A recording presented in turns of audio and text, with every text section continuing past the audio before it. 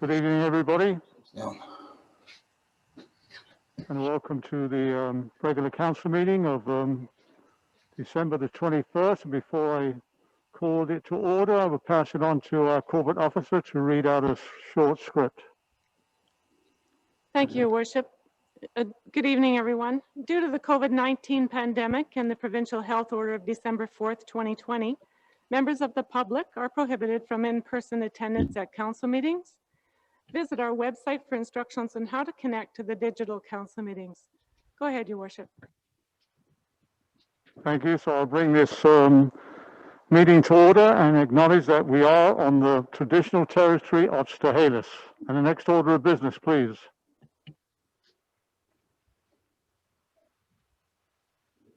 Any introduction of late items? Yeah. If I could, I'd like to talk about two. One is the probably the postponement of the OPC.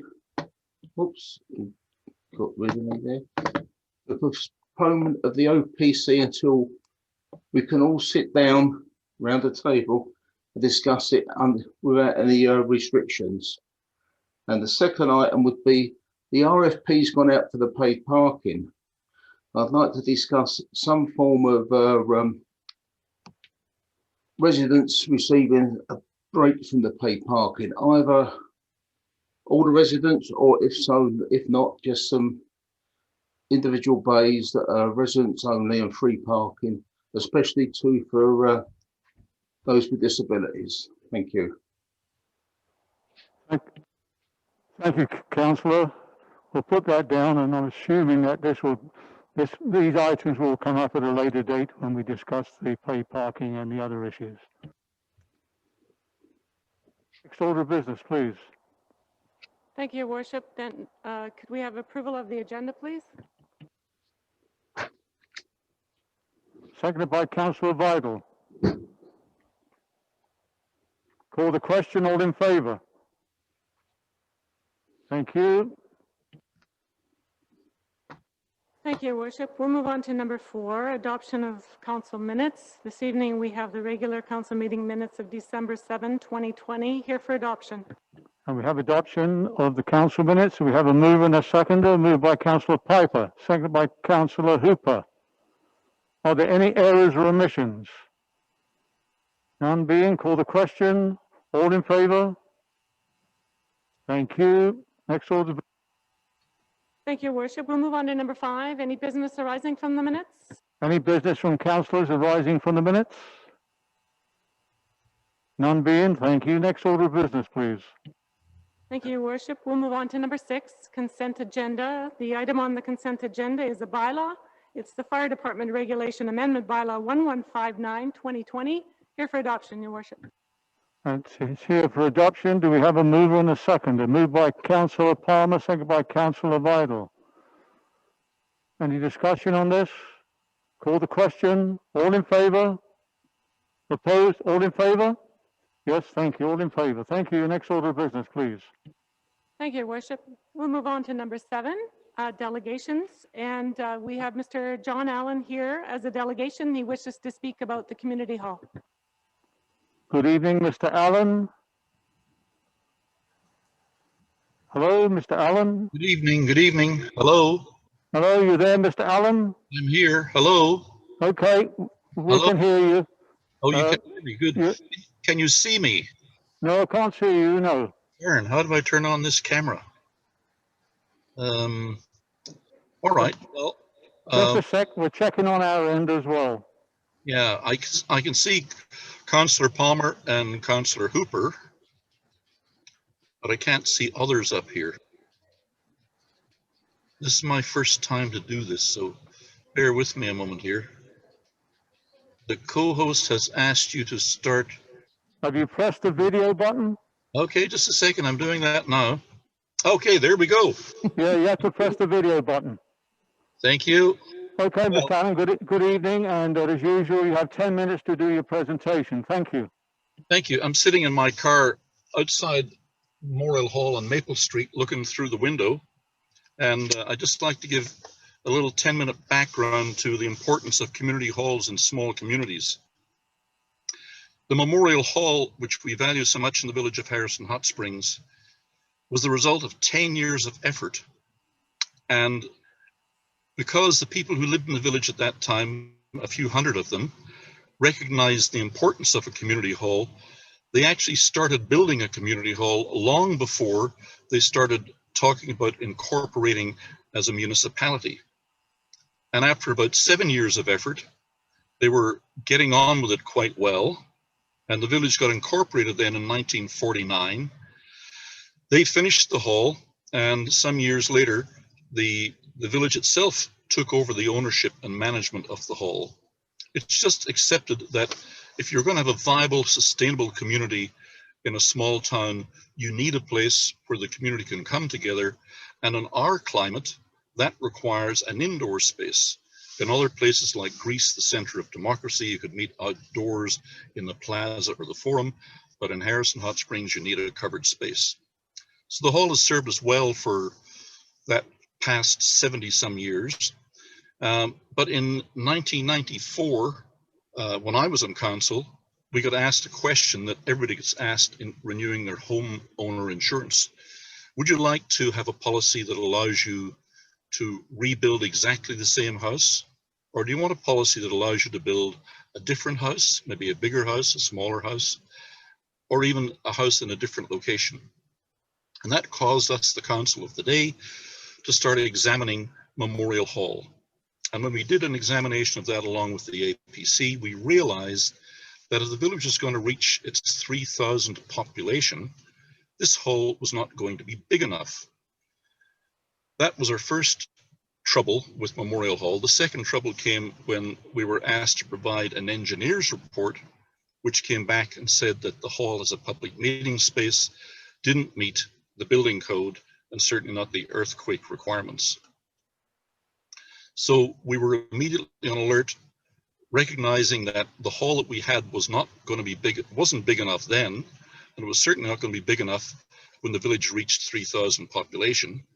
The site that we currently have on the lakefront was not going to be big enough to accommodate a new community hall that the village required for a 3,000 population. So we put through an amendment to the official community plan in 1995, and that amendment, which was bylaw number 622, I think, that amendment said that we would, as a priority, we would look at selling the property and using the land sale proceeds to fund a new hall at another location. And that's bylaw number 622. So following that, that was adopted in 95. In 96, while we were casting around and wondering what to do to replace our community hall and build one big enough to handle the community, an opportunity came up with the Harrison Hotel, who decided to sell off their lots in the old 9786 1949 subdivision. We were offered the 12 lots lying north of the village office, and we saw that as an immediate opportunity to fulfill the objective of the OCP to provide for a new community hall. So our staff got busy and we adopted a total of 5 bylaws, 671, 675, 676, 677, and 678. We expended some money in our park reserve fund for the first 2 lots on Miami River Drive, lots 1 and 2, and the rest we borrowed on a lease to own basis from online leasing for a total of $508,000 Canadian, which we've been paying that off now for the last 40 some years, well, 30 some years, 25 years to be more precise. And I believe it's pretty well all paid off. So in doing that, when we get into the new official community plan, we then wrote new language in there, which said that, I'm sorry, I just wanted to show you, this is the history book that I'd recommend that you read for the history of the early hall. And it's on page number 167 by Daphne Slay, an excellent book called The People of the Harrison. In the new official community plan that was adopted, We then included a lot of language supporting the push to build a new community hall. And I would like to preface that by saying that the OCP is very clear that says that all decisions of council in the future must comply with the OCP. And the OCP on page 1 says that the purpose of the plan is to provide certainty for residents and investors as to the future land use pattern. So when we came to writing the new OCP, what we did is we wrote new language in under policies, and under high priorities, the new hall was a high priority. And in that OCP, which is currently the law, and the law which every council member has sworn to uphold on taking office, we as a community are committed to establishing a new community hall on a site somewhere in the village. And the site that we purchased for that particular purpose is what is now used as the overflow parking area, or the open area north of the village office. So the OCP supports it, and it goes on to mention an idea that I had at one point when I was mayor discussed with the school board, and that was viewing the whole area between Miami River Drive and the fire hall, including the fire hall park, the schoolyard, Walnut Street, Park Street, the village office, the works yard, and the overflow parking as an overall planning area, or a municipal precinct, or a civic center, which could contain the new school, probably further back from the highway, a new community hall, perhaps the post office to move it out of the downtown core, perhaps something of a medical center, if ever we wanted to have such a facility in the village. And I think that it's worth pursuing that today. And I think that if we're going into a review of the OCP, which I believe is overdue and is coming up and has now been delayed, that we should take as a priority this opportunity to say, let's look at this whole chunk of land totaling probably 6 or 7 acres and decide how it would be best used to accommodate these facilities, which are going to be essential for the Harrison of the future. The school board was very receptive to joining us in such a planning process 15 or 20 years ago, and I think they would still be today. And if you take that whole area, we have a marvelous opportunity to create at the confluence of the residential sector and the commercial sector, at the entrance to the village, a civic center, which will meet all of our needs in the future when Harrison grows to its design population of 3,000 people. The 3,000 was calculated on the zonings that were in place 25 years ago. Since that time, the village has actually added new densities, and so that number might actually be higher. The design population of Harrison could now be 3,500 or 4,000 people. And I think that that is worth considering, because if you look at our current community hall, it was actually much bigger in 1949. But since 49, we've taken the back area and added washrooms. We've taken the west area and created a kitchen. And on the last renovation of the hall, they moved the stage out another 12 or 15 feet into the assembly area. So what has happened is that even though logic would say that... Excuse me, Mr. Allen, just have 1 minute. I'm about to finish. Logic would indicate that in a growing community, your facilities need to grow in line with the community, and the hall should be growing in space. The space that you're sitting in tonight, Mr. Mayor, and I think Councillor Vidal, I can see, is actually dramatically smaller than the space that we started out with as a community hall in 1947, 48, 49, and 50. And so I think that it's important to recognize that a community hall such as we have is basically a box. You don't actually need windows because the activities take place indoors, mostly at night. You don't need to be sitting on a prime lake view site in the middle of the village overlooking the lagoon and the lake and the islands. You just need to be in a place that's central for everybody to get to and convenient.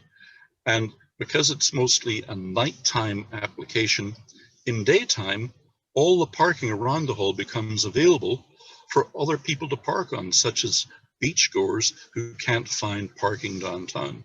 So it's a very, very logical thing to do, to think about the site north of the village office as being big enough to accommodate a community hall that will hold 300 or 400 people. Today we're down to maybe 100 people, according to the fire chief, that can meet in the hall. We need a much bigger hall, and the only place in Harrison that we can logically put it is on the land that we bought for that specific purpose in 1996 for 508,000 Canadian dollars. Thank you for your time. I shall package up my research papers that I have with me here in my car and deliver those to the village office so that you have a chance to look at them yourselves in the coming days. I'm open to any questions that council may have. Thank you. Thank you, Mr. Allen. Questions from councillors? No questions from the councillors, madam. Thank you very much. Thank you. We'll move on. I'd just like to point out. Sorry. Can somebody tell me? Thank you, Mr. Allen. I'm moving on now. Thank you. I'd just like to, as all councillors know, that the OCP is a living document, and of course it can be changed from time to time through a process. And as we all know, we did have a strong petition that came to council in regards to the plans that we had for the cultural centre, and of course we didn't get the grant, so that didn't move along in that respect. So I just want to bring those points to your, and the Fraser Valley Regional District a few years back did their strategic planning looking to the future, and they were estimating a population of approximately 4,300 people for the village as time moves on. Next order of business, please. Yes, Your Worship. We'll move right on to number 10, as there is no correspondence on the agenda this evening. So we'll look for reports of councillors, committees, committee of the whole, and commissions. And we will start with Councillor Hooper, please. Yeah, good evening. On the 9th and 16th of December, I took part in the normal video conference and training with the CNIBC. On the 8th, 10th and the 16th of December, I attended webinars held by the Tarmac Institute. On the 12th of December, I took part in the Ring the Bell for the Salvation Army Kettle in Agassiz. 14th of December, I took part in a webinar on the wildlife in winter and how we can help keep the wildlife safe. 15th of December, I took part in a special meeting of the C2C, the Mott's community on the Fraser Basin flooding. And on the 17th of December, I attended a webinar on dementia in the younger age group as part of Fraser Health. Thank you. Thank you, Councillor. Now we have Councillor Palmer. With regard to my areas, the only one that met during that period of time was the Fraser Valley Regional Library. So we had a meeting approximately 2 weeks ago, a little less than 2 weeks ago, and our focus in the last couple of meetings has been the budget and the assessment for this year. And as well, the issue of how we continue to have the library fill a need during COVID, because I think we all recognize that during times when there's less and less services, many people turn more to public facilities like libraries. So in any event, that's the one meeting I had. Of course, I was at the Ring the Bells, etc., for the Salvation Army. But in terms of my my responsibilities, that was the only meeting that I had. Thank you. Thank you, Councillor. Councillor Piper. Thank you, Mr. Mayor. On December 15th and 16th, I attended Indigenous Settler Relations 101 via Zoom. And that's a FERD Learns course. And each time I've had the privilege to attend this course over the years, I learned something new due in part to the open conversations, but mostly because of the attendees' willingness to be honest and open about what they don't know and what they want to learn. So I find these opportunities important as I work my way through a personal process and commitment to relearn and rethink Canadian history and the impacts on Indigenous people. Also on December 15th, I attended via Zoom a Lettsmont community to community meeting. And that's the end of my report, Mr. Mayor. Thank you. Thank you, Councillor. Councillor Vital. Thank you, Your Worship. The only item I have to report on is on December 15th. I also attended the special meeting of the Lettsmont C2C meeting on Fraser Valley Basin flood control. Thank you. Thank you, Councillor. Next order of business, please. Thank you, Your Worship. We'll move on to number 11, reports from the Mayor. Thank you. Oops. Sorry about that. Give me a second here. There we go. Okay, today we received a House of Commons nice binder from our MP Brad Viss, and I'll read it out to you. Dear Mayor Facio, let me extend my thanks at the Village of Harrison Hot Springs for hosting the Magic of Christmas 2020 event along with community partners.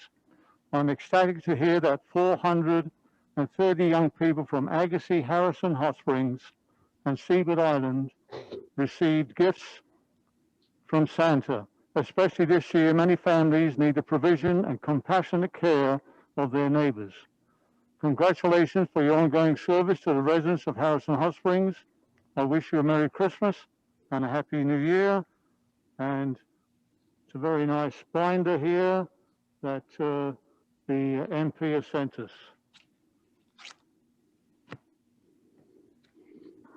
That one's there. The Salvation Army, that we've all mentioned our participation. There was a good turnout from myself and all council, and I received an email this evening that the total tally was 3,847. Fantastic job. Our thank yous go to Rose Tustian for coordinating this event, as she's been doing for the last couple of years.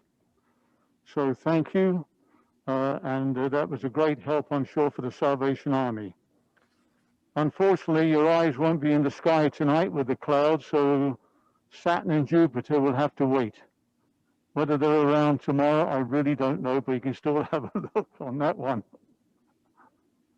And the magic of Christmas, just like to acknowledge the District of Kent, Seabird Island, Agassiz Harrison Community Services, Agassiz Library, Tourism Harrison, and it was a well attended as MP Brad Viss just pointed out.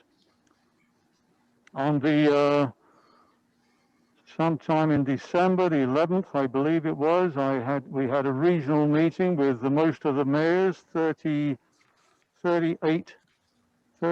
municipalities in 45 minutes. Had a conference call, no Zooms, with our new Minister for Municipal Affairs, Minister Josie Osborne. And she outlined her pleasure for being our minister and trying to help us in every way possible moving forward in our different areas of communication, funding, and all those good things that we like to communicate with. So that was a nice conference meeting with our new minister. The Fraser Valley Regional District on December the 16th.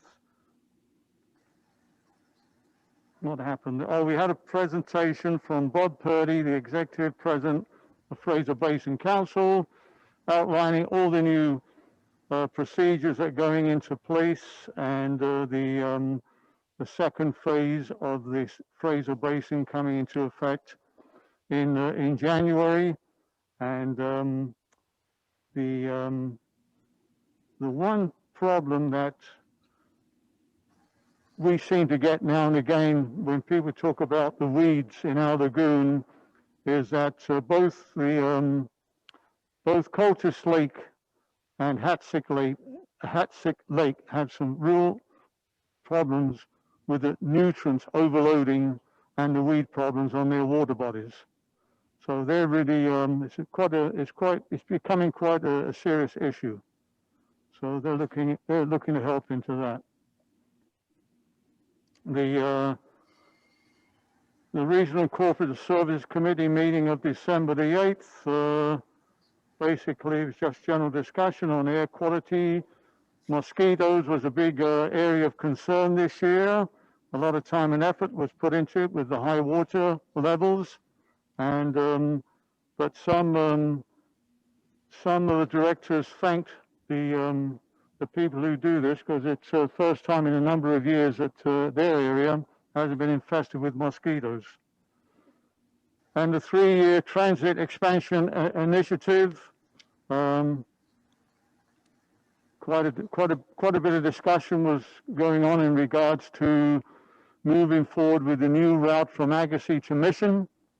The director from that area of Harrison Mills and Dewdney and that, saying that they've been waiting 30 years roughly to get to this sort of transportation that way. So it's in the years 22 to 23, looking at subject to feasibility study, expand regional service in Fraser Valley to include Agassiz Mission new route. So hopefully that will move forward. And the had a meeting with our RMI group of municipalities, a Zoom meeting, just in regards to writing a letter of congratulation and welcome in our new minister, the Honourable Melanie Mark, who's our Minister of Tourism, Arts, Culture and Sports. So that was carried out by the group. I would just like to say and take this opportunity to, on behalf of myself and council and our staff, to wish all our residents and businesses a very Merry Christmas, season's greetings, a healthy and happy New Year, and thank you all for the outstanding job that you've done on the protocols in the community and through our businesses. It's been very gratifying to us that Harrison has been, with very few cases that we know of in this area, all told. And myself would like to thank our council during this difficult year, and to our staff who have managed to keep protocols in place and work under difficult circumstances. It's been a tough year for everybody, and I have to applaud the council and our valuable staff. That includes the crew, of course, when I say staff, how they've managed to keep the village and it's looking beautiful through the summer and also through the winter with the lights. So again, thank you very much, all of you. And again, God bless all of you and have a healthy new year. And I think that's the end of my hang on. Yeah, thank you. That's the end of my report. Next order of business, please. Yes, Your Worship. We'll move on to number 12, reports from staff. The first report this evening is from our planning consultant, and he's unable to connect due to some power outage problems. So I'll be presenting his report this evening. And this is a application to rezone property at 835 Angus Place, to rezone it from R1 zone, residential 1 conventional lot, to R2 zone, a duplex. And this request is to facilitate the redevelopment of a current workshop with a coach house. And as outlined in Mr. Cossey's report, it indicates that the site is surrounded by R1, single-family dwelling uses. The proposed lot coverage and the recommendation this evening is that staff be authorized to work on the application 3360-20-Z0220 for land legally described as Lot 73, Section 12, Township 4, Range 29, west of the 6th Meridian, New Westminster District Plan 52361. Thank you. And we have a recommendation. Do we have a mover and a seconder? Moved by Councillor Vidal, second by Councillor Piper. I'll go round the table from, I'll start with Councillor Palmer, work around to Councillor Piper, Hooper and Vidal. Councillor Palmer, do you have any comments on this? Yes, I do. Now, of course, the motion before us is just simply to authorize staff to work on it. And of course, any further rezoning has to come back. So I know that traditionally we have generally approved this and then looked at the issue once issues are before us. I always have a bit of a mixed reaction. This is in an area of single family residences, and we're kind of adding a second residence or second residence onto the title. So I know it has an impact on the neighborhood. And at the same time, it's a way of slowly increasing density. The conversation earlier about what is the build out population of Harrison Hot Springs. And I have no idea what it is. I think it is whatever it's made to be.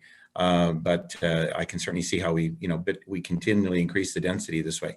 On the other hand, one of the concerns that I have is there's such a shortage of rental accommodation for staff and people who work in the community. And when I look at something like this will obviously most likely create a rental unit. So that would seem to be a valuable result of it. Anyway, I'm going to support that we allow staff to work on the rezoning, and of course we'll look, once that's done, we'll have the issues and some neighborhood responses and all the rest of it in a subsequent report after it's been looked at. So I'm supportive of it, but I am weary of increased density one by one. Thank you. Thank you, Councillor. Councillor Piper. Thank you, Worship. Not unlike my colleague, Councillor Palmer, I personally am not a fan of spot zoning. However, I believe that we need to be a little bit more creative in our thinking, and I'm less worried about zoning from R1 to an R2 than I am with some of the other areas. So perhaps this will provide a mortgage helper.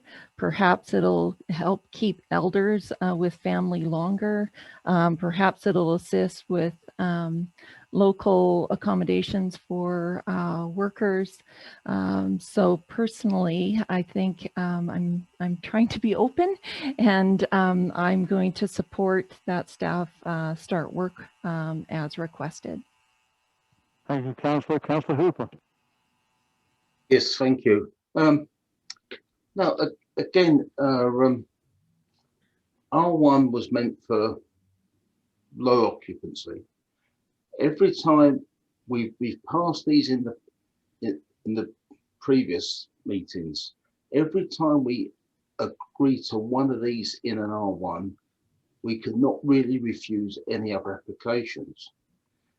Now, I'd like just to see these stay as R1, but the other point I have with this is there's a development, it could be a development variance permit application applied for the height of the building.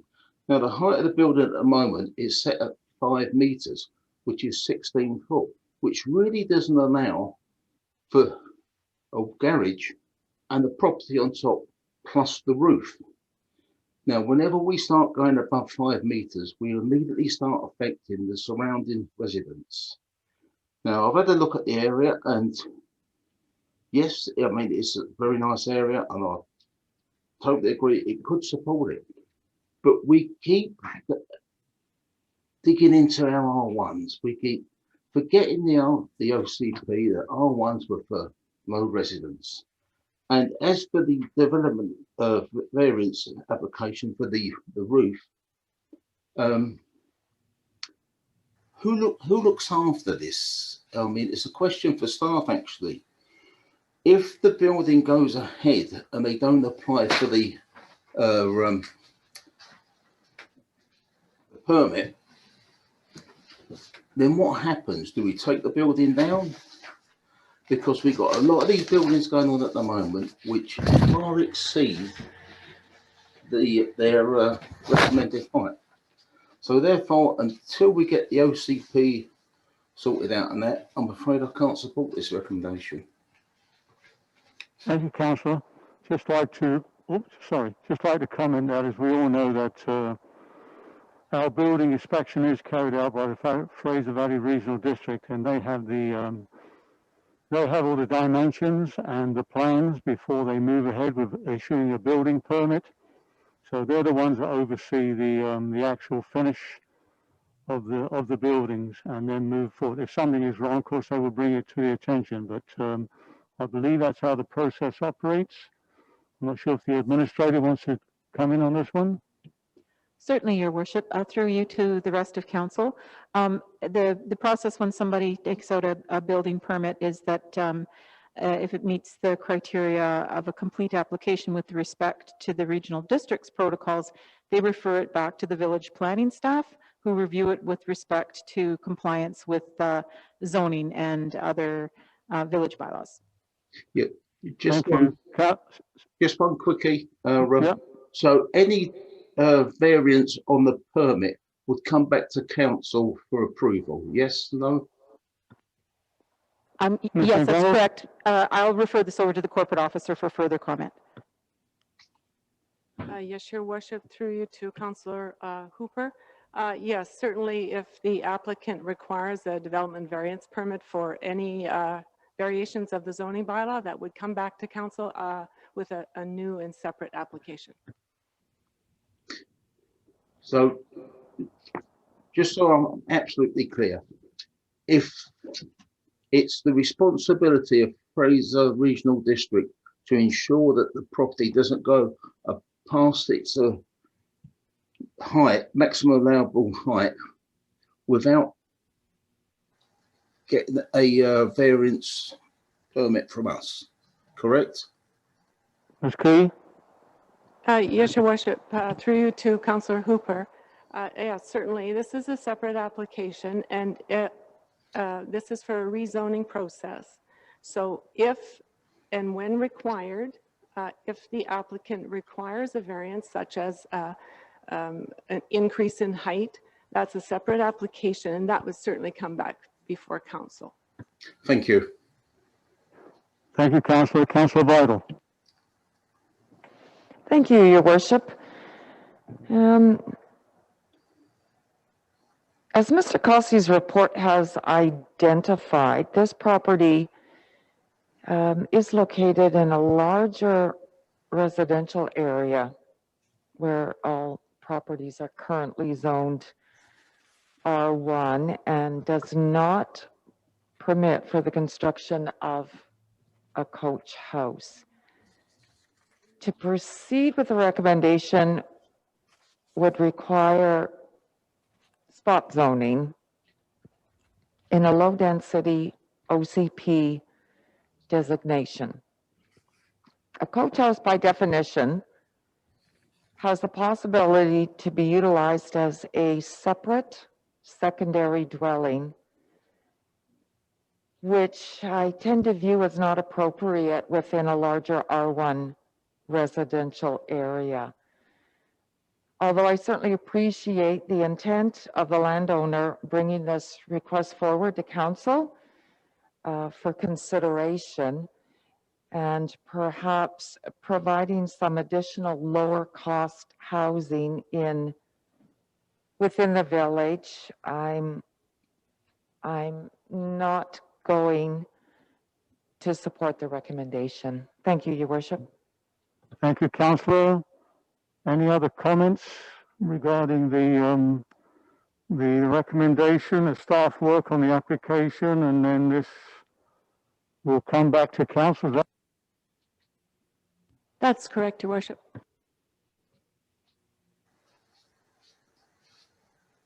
move forward? Yes, Your Worship, that would come back to council, usually with a report from the planner and perhaps a bylaw for consideration. Okay, thank you. So there's no further discussion. Oh, for Councillor Palmer, your hand's up. Yes, sir.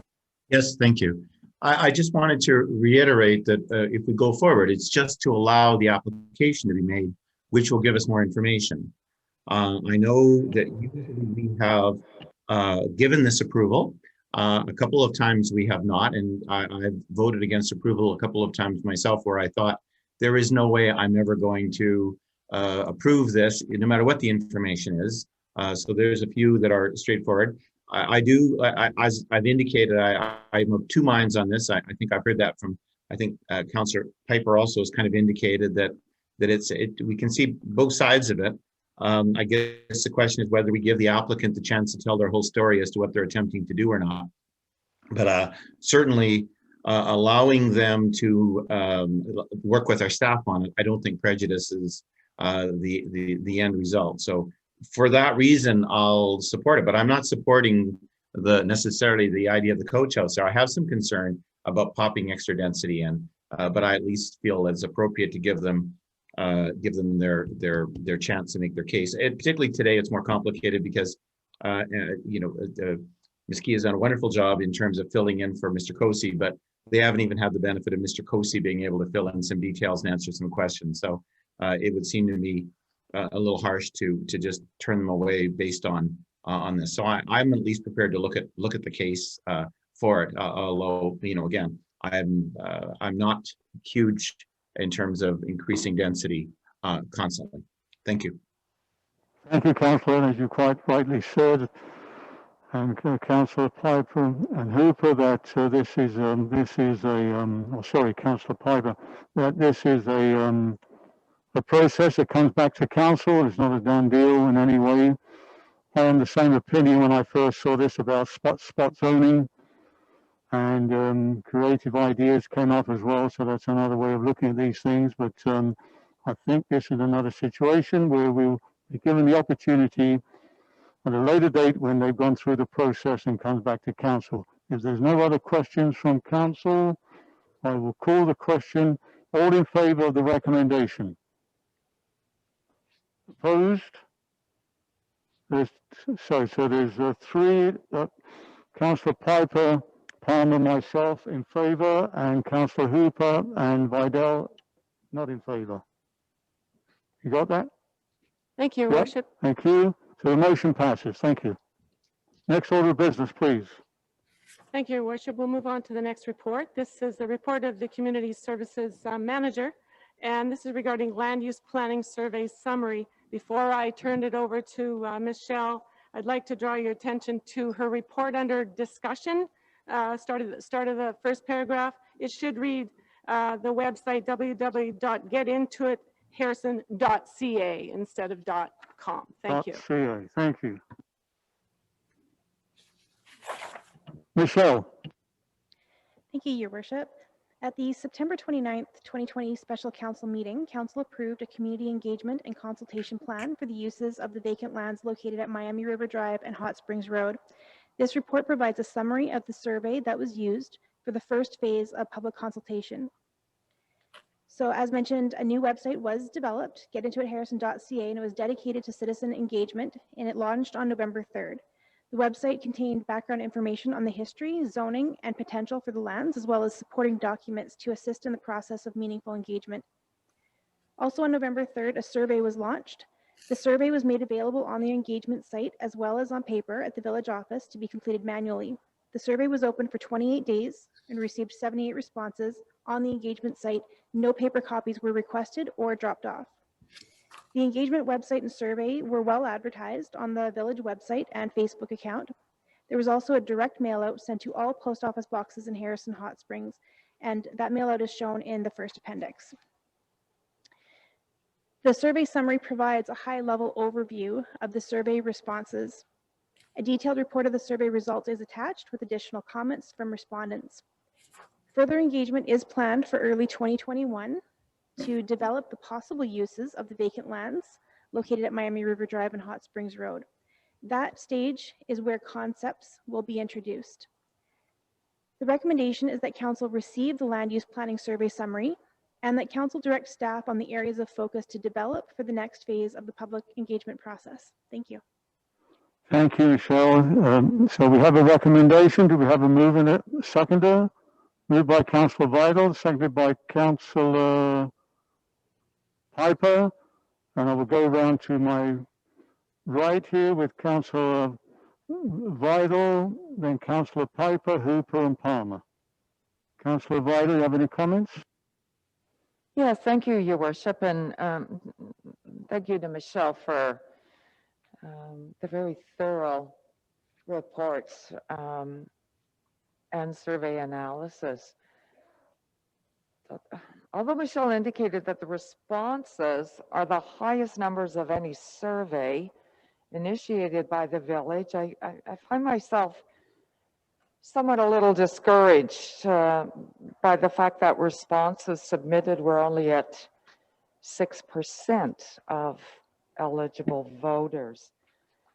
Nonetheless, it does provide a level of insight into the views of residents and our businesses. It appears to me that it is important that some of this land be kept for seasonal parking. It also seems that community recreational space and parkland is also very important. So therefore, I would like to see the next step in this process move forward, keeping that in mind and looking at a mixed use for the land. Thank you, Your Worship. Thank you, Councillor. Councillor Piper. Thank you, Your Worship. Thank you to everyone that took time out of their busy lives to participate. And thank you to staff for the time invested in this first step of the engagement. I do appreciate it. Not unlike Councillor Vital, it was great to see this was our highest response with the survey thus far. However, with it only being 6%, it kind of leaves you a little dismayed. And I just want, in the name of transparency, because I prefer to remain unbiased, I did not participate in the online survey myself. However, it's clear that there is a preference to have the land remain the same. Although that wasn't extracted through questions, it was made clear through participants in the other ideas section. So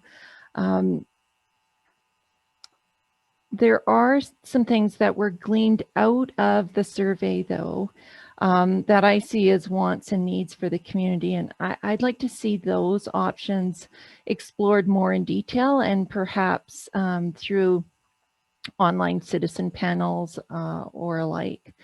So obviously we need a strategic and sustainable parking strategy. I can go into detail with that, but I'll just leave it at that. That was blaring out of there. Also, dog park kept coming up, and I know that topic keeps coming up year after year after year. And we've looked, and other councils have looked and had discussions. So, and I believe we've done some other surveys. Staff can correct me on that, but to no avail with that. The other was youth activities and park and gathering space. And so not that long ago, we received a request from one of our young residents asking for a skate park. there was comments about more playground space, park space, maintaining trees. That came through the survey as well. So I'd like to see some activity engaging the youth in our community. And of course, the comments about the village office and extension and community space. So I see a need to have each of the before mentioned investigated and researched individually as to where they could fit within a municipality. Not that it will fit on the lands that we're currently talking about. So I see this as a separate project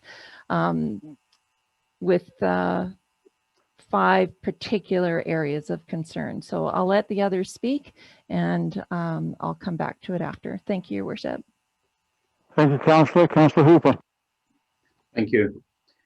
Yeah, I know it's only 6% of the residents that voted, but we've gone ahead with the master plan, the result development strategy, with even less than 6%.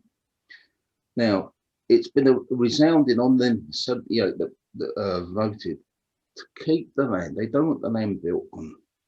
So I don't see no point on why we just don't accept it. The majority of the village residents want to keep the land as it is. We did have a petition come round showing 270 odd residents that wanted to keep the land as it is, but we dismissed that. Now, as for the parking strategy, we definitely need some form of parking strategy. We're being inundated at the moment with tourists and we've got nowhere to put them. So the parking strategy and something to do with the boat launch need to take part. But the other question I've got is the recommendations on this. Are these 2 recommendations or are they 1? It's a question. It's one recommendation, I would think. Sorry, Your Worship, Is it 1 recommendation or 2? Your Worship? So the recommendation is that council receive the report. And the second part is direct staff on the areas of focus. So it's a 2-part, but they go together because it is for receipt. Well, I'd like to, one motion, Councillor. I'd like to put a motion on the table then that we split these 2, because I'm all for voting to accept the survey, but as to proceed to the next level, why when people have made their decision already?